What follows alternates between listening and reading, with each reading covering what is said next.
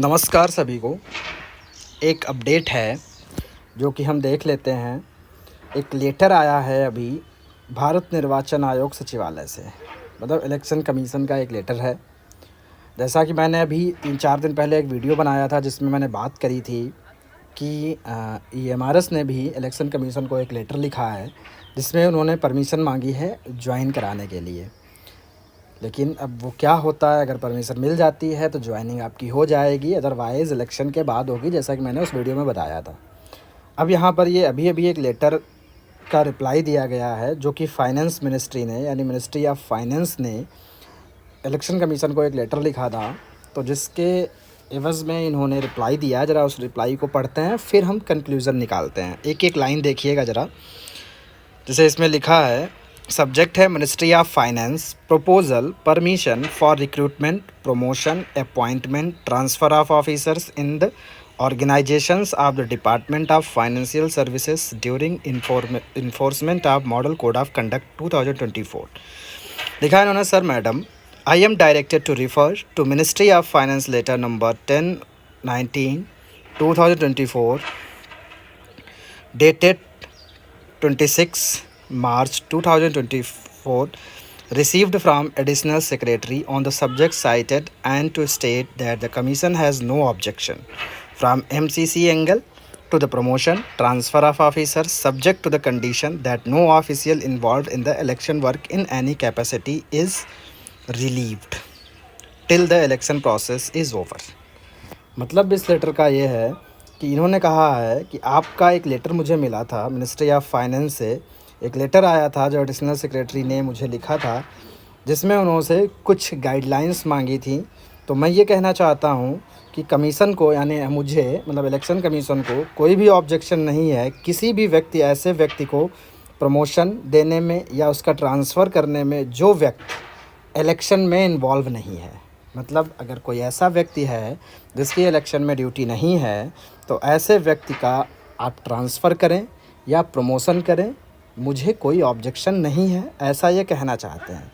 लेकिन अगर आप ऐसे किसी व्यक्ति का प्रमोशन करते हैं, ट्रांसफ़र करते हैं जिसकी ड्यूटी लगी है, यानी जो इस इलेक्शन में अपना योगदान दे रहा है और जिसकी ड्यूटी है, तो उसमें दिक्कत है। जैसे लिखा है उन्होंने कि कंडीशन लिखे, सब्जेक्ट टू द कंडीशन, एक ही शर्त पर, that no official involve in the election work in any capacity is relieved till the election process is over.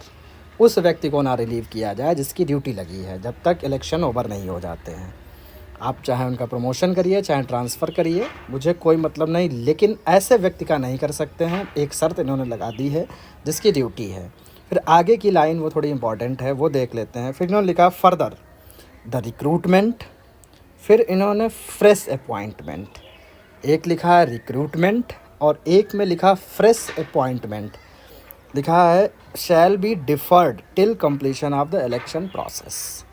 अब यहाँ पे देखो रिक्रूटमेंट क्या होता है। रिक्रूटमेंट जैसे कोई भी रिक्रूटमेंट प्रोसेस चलता है, मतलब रिक्रूटमेंट का जैसे कि कोई भी फॉर्म निकलते हैं, उसका जो भी वो स्टेप हो, उसमें रिटन इंटरव्यू जो भी कराएं, वो कुछ इंटरव्यू ही कराते हैं, कुछ केवल रिटन कराते हैं, वो एक पूरा प्रोसीजर होता है, पूरा प्रोसेस होता है, उसको रिक्रूटमेंट कहते हैं। और अपॉइंटमेंट क्या होता है, नई नियुक्ति देना, मतलब जैसे पूरा प्रोसेस चल चुका है और अब उसमें लोग ज्वाइन करने जा रहे हैं तो उनको न्यू अपॉइंटी बोला जाता है। तो फ्रेश अपॉइंटमेंट भी इन्होंने मना कर दिया है कि आप किसी भी व्यक्ति को अपॉइंटमेंट नहीं देंगे जब तक कि ये इलेक्शन प्रोसेस चल रहा है। तो इससे सीधा सीधा मतलब है, जब तक कोड ऑफ कंडक्ट है कोई भी नया व्यक्ति ज्वाइन नहीं करेगा। जैसा कि मैंने पहले बताया था कि KVS ने भी यही किया था 2018 में। 2019 में जिसका रिज़ल्ट आया था, PGT का मार्च में ज्वाइनिंग हो चुकी थी, लेकिन TGT PRT का थोड़ा सा डिले हुआ, रिज़ल्ट तैयार नहीं था, तो इस वजह से अगस्त में सीधे, वो भी लास्ट में 28 अगस्त तरफ अपॉइंटमेंट लेटर आए थे, 27-28 अगस्त में, जो कि जोड़ लीजिए आप, मार्च के बाद अप्रैल, मई, जून, जुलाई, अगस्त, 5 महीने बाद, 5 महीने तक TGT और PRT रोका गया था सिर्फ इस वजह से कि इलेक्शन कमीशन ने इसी तरीके से उनको परमिशन नहीं दी थी। हालांकि ये लेटर जो है उन्होंने लिखा है किसको, मिनिस्ट्री ऑफ फाइनेंस को, ये लेटर EMRS का नहीं है, लेकिन फिर भी अगर कंडीशंस देखी जाएँ, सिचुएशंस देखी जाएँ, अगर इलेक्शन कमीशन ने मिनिस्ट्री ऑफ फाइनेंस को मना कर दिया है तो हो सकता वो EMRS को भी मना कर दे, क्योंकि अमूमन ऐसा देखा 99% केसेस में वो मना ही करता है। एक आध कहीं केसेस हुए हों, लेकिन वो मेरे नॉलेज में नहीं है। इवन कई बार तो ऐसा होता है, सब कुछ प्रोसेस भी हो जाता है, लोगों को ज्वाइनिंग लेटर भी मिल जाता है। जैसे मेरे यहाँ यूपी में ही हुआ था कि लोगों को ज्वाइनिंग लेटर मिल चुके थे, लेकिन तब तक कोड ऑफ कंडक्ट लग गया, उनको ज्वाइन नहीं कराया गया। कई लोगों ने ज्वाइन कर लिया, कई लोगों मतलब पहले जिन लोगों ने पहले कर लिया वो तो ठीक थे, जब कोड ऑफ कंडक्ट के बाद जिन्होंने ज्वाइन करने गए उनको मना कर दिया गया, बैठे रहे, फिर वो बाद में ज्वाइन कराया गया। तो ये होता है। तो यहाँ पर फ़िलहाल EMRS ने भी एक लेटर लिखा है, वो भी देखो 1-2 दिन में जवाब आ जाएगा कि क्या रहता है, वो परमिशन देते हैं कि नहीं देते हैं। अगर परमिशन दे देते हैं तो ज्वाइन करा देंगे, अदरवाइज़ आप लोग तैयार रहें, जब इलेक्शन कंप्लीट हो जाएगा उसके बाद ही अब नियुक्ति संभव है। ये मैं इसलिए कह रहा हूँ क्योंकि कल कुछ लोग कह रहे थे कि इन्होंने प्रोफार्मा डाल दिया है मेडिकल फिटनेस का, अटेस्टेशन का, तो इसका मतलब ज्वाइनिंग आने वाली है। प्रोफार्मा उन्होंने इसलिए डाल दिया ताकि लगता रहे कि प्रोसेस कुछ ना कुछ चल रहा है। जैसे कि अभी तो 15 तक तो DV ही होना है, अब ऐसा तो करेंगे नहीं जिनका DV क्लियर है उनको ज्वाइनिंग दे देंगे, उनको बाद में देंगे। मतलब वो दिखा रहे हैं कि हाँ आपका प्रोसेस चल रहा है, कुछ ना कुछ वो कर रहे हैं।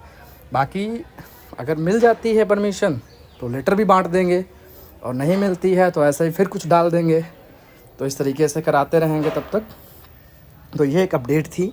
लास्ट लाइन का यहाँ पे मतलब बिल्कुल क्लियर है, फ्रेश अपॉइंटी, क्योंकि आप लोग सभी फ्रेश अपॉइंटी हो।